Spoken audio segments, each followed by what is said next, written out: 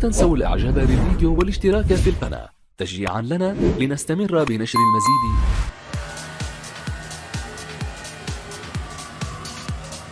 كيف شفتوا اليوم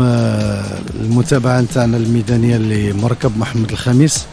أشغال الحمد لله متقدمة جدا. كنبتعدوا على بضعة أسابيع، أقصاها إن شاء الله في نهاية شهر مارس غيكون مركب محمد الخامس في حلة جديدة، حلة تليق بالدار البيضاء وتليق بالجماهير العالمية للرجاء الرياضي والوداد الرياضي البيضاوي، وتليق أيضا بتاريخ هذه المعلمة الكروية اللي كتبقى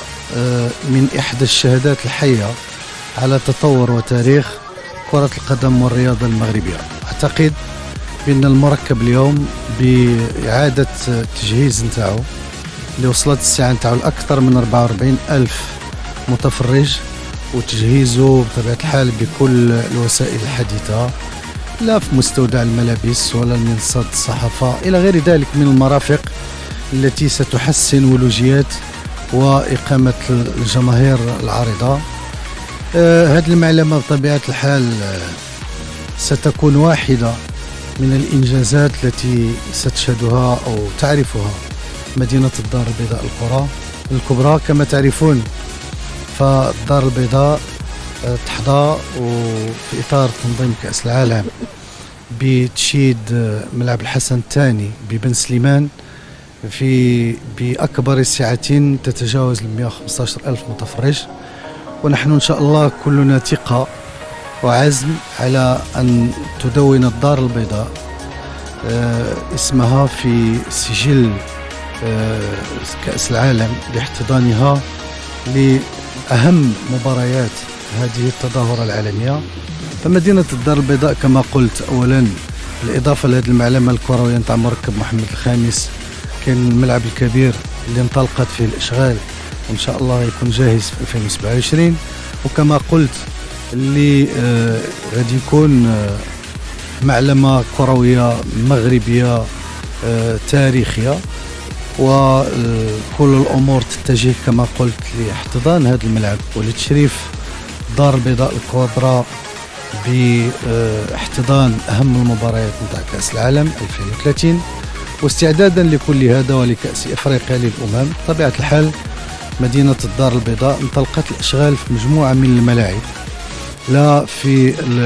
ويناس المركب نتاع مدرسة تكوين فريق الوداد بتجهيز ملعبين من العشب الطبيعي، زوج آخرين في أكاديمية الرجاء الرياضي، واحد في بن جلون وواحد في الوزيس، باش يعني الإرث الرياضي نتاع هذه الأحداث من بينها كأس أفريقيا للأمم يبقاو رهن إشارة الفرق الوطنية وفي مقدمتهم الرجاء الرياضي والوداد الرياضي لإعطائهم زخما آخر إضافي للاشتغال في أحسن الظروف. ملعب العربي الزاولي راكو شفتوا التطوير نتاعو مازال إن شاء الله بعد ما يجي الوداد والرجاء يلعبوا هنا انطلاقا من نهاية مارس غادي نشتغلوا عليه أكثر باش يرجع معلمة جديدة. ملعب الأب جيجو غادي تواصل فيه الأشغال باش يرجع أيضا معلمة، والأكثر من هذا كله انطلقت الأشغال في مركبين في بوسكورة في مساحة 32 هكتار اللي كمركب وطني يعني يوازي المركب اليوم محمد السادس معمورة في مدينة سلا، وفي مركب فيدرالي في مديونة على مساحة نتاع 12 هكتار. أعتقد بأن الهدف هو أن مدينة الدار البيضاء والأندية الدار البيضاء يستفدوا من هذه الأحداث ويكونوا في قلب يعني النتائج والاستفادة من نتائجها لتطوير اللعبة والممارسة الكروية بمدينة الدار البيضاء. ونحن مجمعون ومؤمنون على أن مدينة الدار البيضاء بناديها العالميين للرجاء الرياضي ولا الوداد الرياضي، وبالإضافة للأندية الأخرى التاريخية كالطاس والراك، لا يسع المجال لذكر كل الأندية، هي القلب النابض لكرة القدم، هي معترك تطوير كرة القدم. الله يوفقنا إن شاء الله باش نكونوا في مستوى طموحات سيدنا الله ينصروا الجماهير الكروية المغربية، ولكن أيضا الجماهير البيضاوية خاصة، ونحن ننتظر بشغف أيضا اشتغال الملعب نتاع مركب محمد الخامس، رجوع هذه المعلمة لرونقها التاريخي، ليعود الفريق الوطني مجددا، لأنه ما يمكن حتى شي فريق في العالم يعني يتردد ولو للحظة للعب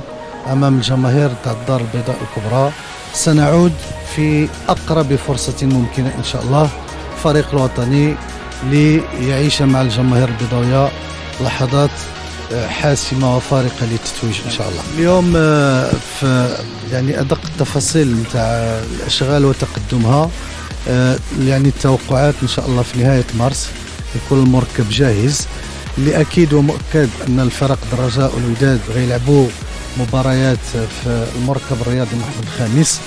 وفي مقدمتها مباراة الديربي لنعيشها جميعا إن شاء الله في أجواء استثنائية وجديدة.